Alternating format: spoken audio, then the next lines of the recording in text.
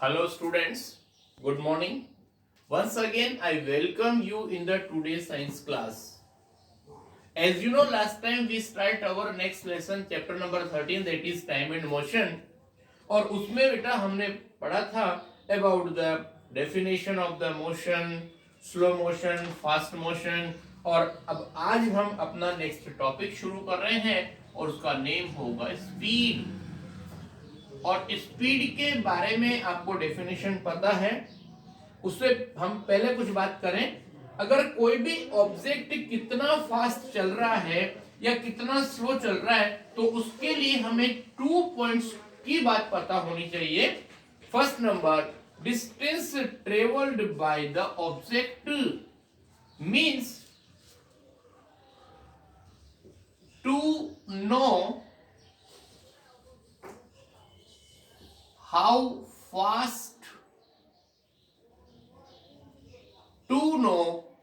fast or slow an object, कोई भी object कितना स्लो या फास्ट मूव कर रहा है, we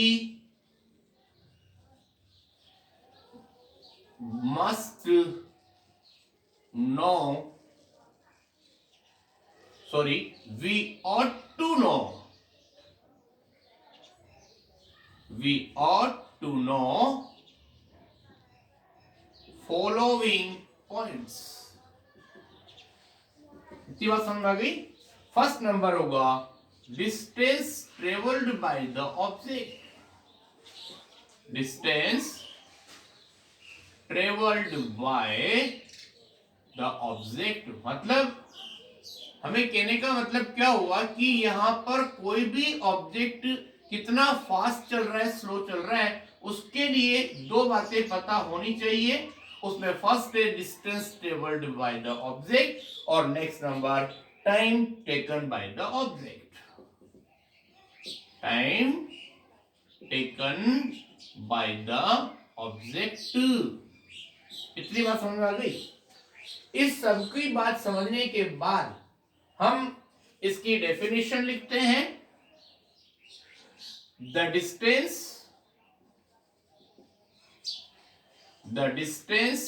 travelled by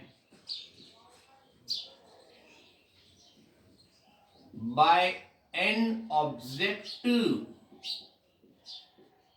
in unit time is called speed. यहां पर ध्यान से देखना बेटा. यूनिट टाइम का मींस होता है, यूनिट टाइम का मींस होगा 1 सेकेंड, 1 मिनट, 1 आवर, ऐसे कुछ भी आपके पास में हो सकता है. यूनिट टाइम का मींस ये चलेगा. अब एक बात सुनिए. सपोज करो आपके पास यहां से और यहां तक की जो डिस्टेंस है वो आपके पास 100 मीटर है. अब यहां पर बहुत सारे प्लेयर्स हैं अपने पास. इसमें कुछ नेम लिखे हैं, रीता, सुधा, कुछ वाट एवर में भी, और वो उसका फाइनल एंड पॉइंट ये है. अब यहां पर से एक विशिल के साइन के साथ में ये सब इस जगह पर दौड़ना शुरू करते हैं. तो जो यहां तक पहुंचने में कम टाइम लेगा वो सबसे ज्यादा फास्टेस्ट माना जाएगा. डिस्टेंस कितनी है? 100 मीटर. अब 100 मीटर को कंप्लीट करने में जो टाइमिंग लेते हैं, सपोज आपके पास 20 सेकेंड, 22 सेकेंड और 25 और 28 सेकेंड आपको दे रखे हैं. 20 सेकेंड, 22 सेकेंड, 25 सेकेंड और 28 सेकेंड दे रखे हैं. अब इसमें जिसने 100 मीटर की डिस्टेंस को 20 सेकेंड में ही कवर कर लिया ना, वो तो फास्टेस्ट माना जाएगा. और जिसने सबसे ज्यादा टाइमिंग लिया उसको स्लोवेस्ट माना जाएगा. That is the slowest. इस तरह की बात समझ में आ गई. यहां पर हम बता रहे हैं the parameter of time also play an important role whether a body is moving slower or faster. मतलब कहने का कि सपोज आपको कि यहां से किसी भी जगह पर जाना है, जयपुर जाना है, कोटा जाना है, तो डिस्टेंस तो फिक्स है। अब उसमें आप कितने कम टाइम में उस डिस्टेंस को कवर करते हैं वो ज्यादा फास्टर होगा। दो व्हीकल्स मूव कर रहे हैं, उसमें जो ज्यादा टाइमिंग लेगा उसको स्लो बोला जाएगा और जो कम टाइमिंग लेगा वो फास्टेस्ट होगा। उसके बाद आगे सुनिए, मेजरमेंट ऑफ टाइम की बात कर रहे हैं बेटा। The interval between the two events is known as the time. Speed की बात पढ़ने के बाद आगे की बात कर रहे हैं बेटा, that is about the time. Time के बारे में देखिए आप, what is the definition of time. थोड़ा सोच समझ के देखना। The interval between to events, between two events मतलब दो कोई भी घटना है उनके बीच का जो टाइमिंग इंटरवल निकलता है is event is known as time. तो ध्यान से देखना भाई, the time interval between two event, दो घटनाओं के बीच का जो टाइमिंग निकलता है इंटरवल, उसको हम डिफाइन करते हैं टाइम के बारे में। और अगर आपसे कोई पूछता है कि how can we measure time, तो अपने दिमाग में सीधी सी बात आती है, with the help of watches and clocks we can measure it. They found the time by watching, but आपको पता है ये वॉचेस और क्लॉक्स जो होती हैं वो प्रेजेंट टाइमिंग में अवेलेबल है, ओल्डन टाइम पर ऐसा नहीं होता था। पुराने जो भी लोग थे वो सब नेचुरल फिनोमिना को देख करके और अपने टाइमिंग का डिसाइडेशन करते थे। और अभी भी देखिए आप, किसी भी एक दिन के अंदर अगर आप सुनना चाहते हैं तो उसमें दो पॉइंट लिए जाते हैं। डे की स्टार्टिंग मान लीजिए आप, डे की स्टार्टिंग आप कब से मानते हैं, सनराइज, और डे का लास्ट एंड कब होता है, एट द सनसेट। तो सनराइज और सनसेट के बीच में जितने भी आवर्स निकलते हैं उसको डे टाइम कहा जाता है। सनराइज से सनसेट तक का डे टाइम और सनसेट से सनराइज तक का नाइट टाइम, और इसी तरह से कैलकुलेशन होती है आपकी। और इसी तरह से मंथ के बारे में देखिए, ये पुराने टाइम पे था, अभी तो आपका एक्चुअल टाइमिंग मिल जाएगा आपको, सनराइज कितने बजे होता है, सनसेट कितने बजे होता है। इसी तरह आपने कभी देखा हो तो पुराने लोग जो हिसाब करते हैं वो अपना ये करते हैं कि suppose first new moon day, you know new moon day, एक न्यू मून डे से लेकर के और नेक्स्ट जो न्यू मून डे आएगा उसके बीच का जो भी टाइम पीरियड होगा ना उसको 1 मंथ माना जाता था, और वो सही था।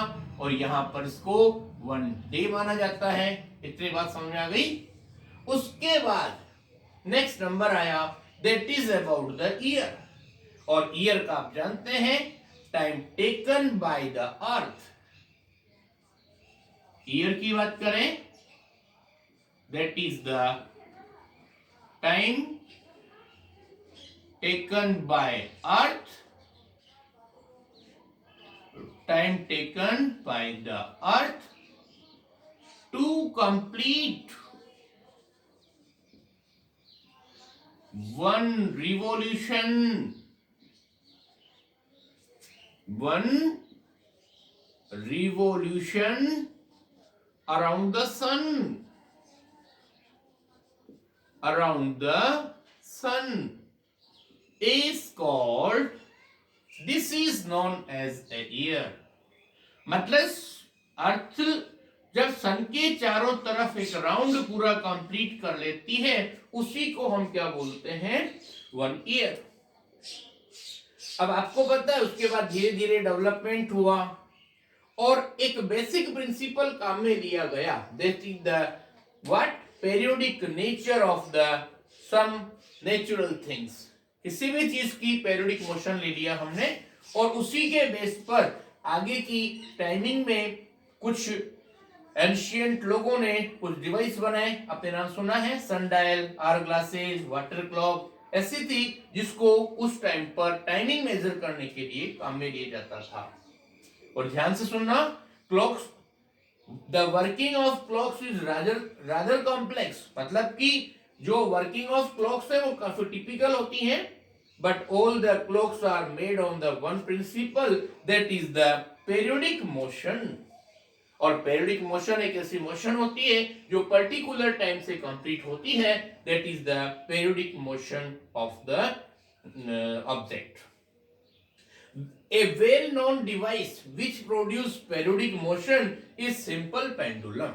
अब हम दूसरी बात करें बेटा, हम क्लॉक और वॉचेस के नेचर को समझने के लिए, रूल्स को समझने के लिए एक सिंपल एग्जांपल लेते हैं, पेंडुलम।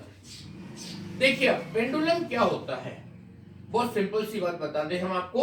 सपोज आपके पास किसी भी दीवार पर आपने एक थ्रेड, नेल या कील लगा दी, उससे मेटल या थ्रेड्स की हेल्प से एक कोई वेट वाली मेटेलिक बॉल या पीस ऑफ स्टोन लगा दिया, इसको हम क्या बोलते हैं, दिस इज द बॉब। और ये यहां पर होगा आपका स्प्रिंग। इतनी बात समझ में आ गई। अब हम ये मान के चलते हैं कि यहां पर एयर की वजह से इसमें बिल्कुल भी मूवमेंट नहीं हो रहा है, तो उसको हम क्या बोलेंगे, that is in the condition of the rest. और जब कभी भी उसको, और ये इसकी जो स्ट्रेंथ है वो कभी भी कम ज्यादा नहीं होगी, तो इसको हम क्या बोलते हैं, पेंडुलम। और पेंडुलम ये ऑसिलेटरी मोशन को शो करता है।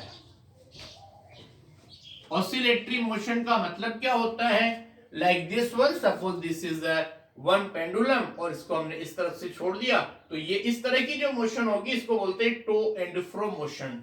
तो टो और फ्रो मोशन जो होती है उसको बोलते हैं ऑसिलेटरी मोशन और periodic motion. Okay, now next timing we will study about the how can we define one oscillation, characteristic of oscillation of a simple pendulum or etc. Okay, thank you very much.